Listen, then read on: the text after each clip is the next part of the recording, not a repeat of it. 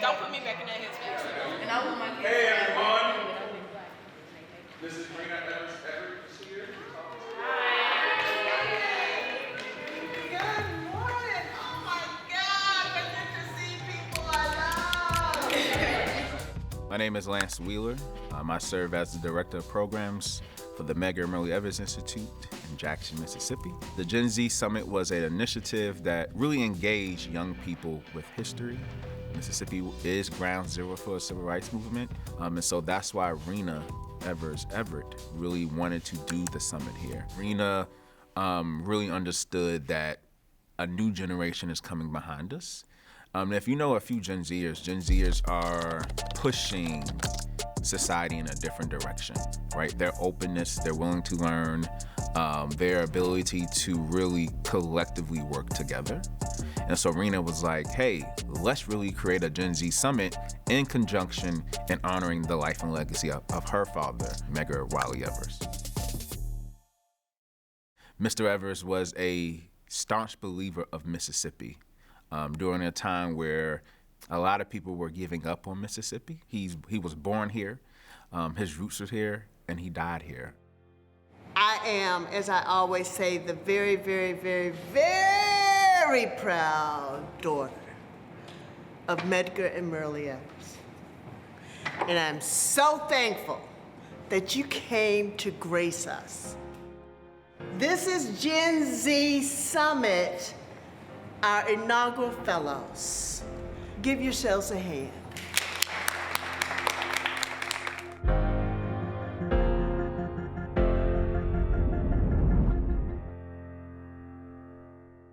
I think the original goal for the Gen Z Summit was to engage, inspire, and empower the next generation, allowing them to understand that they have the power to be the next change agent. Good morning, everybody.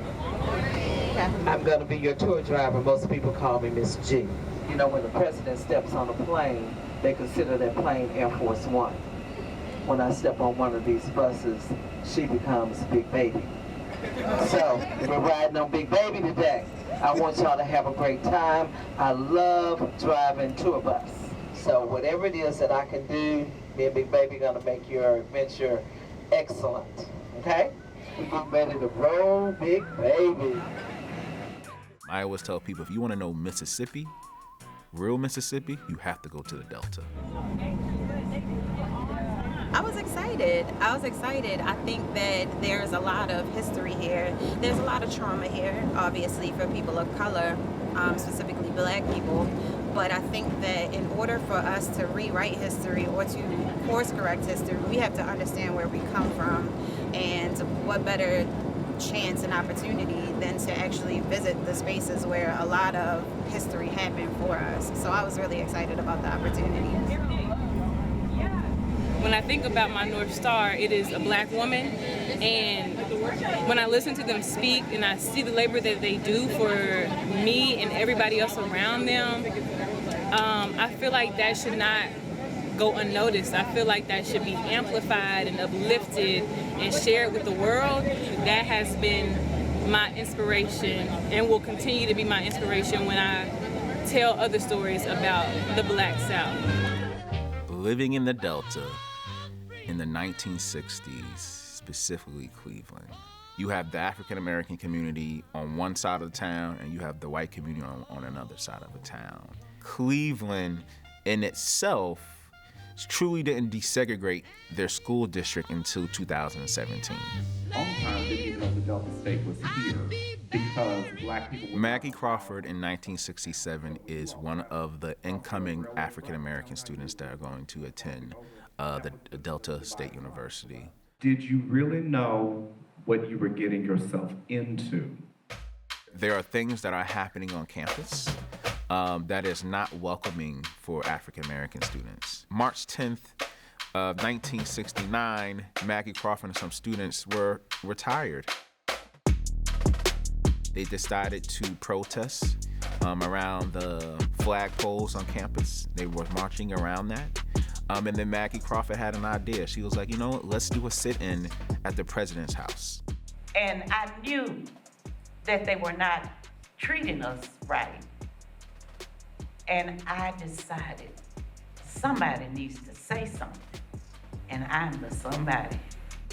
So these students are arrested. They're taken to Parchment Prison, and to keep them from general pop, these students are put on death row. With that being said, none of these students were put to death. They will be put on bond to get out. And so the black community in Cleveland decided to actually put up the money to make sure that these students would get out. Hello, my name is Maya Pierce. And first, I just want to thank you for what you did. It takes a lot of courage to do that. You fought for people who you had no idea about, and then generations afterwards. So my couple of questions are, what gave you so much courage? And since you went through that, horrific event, would you do it again?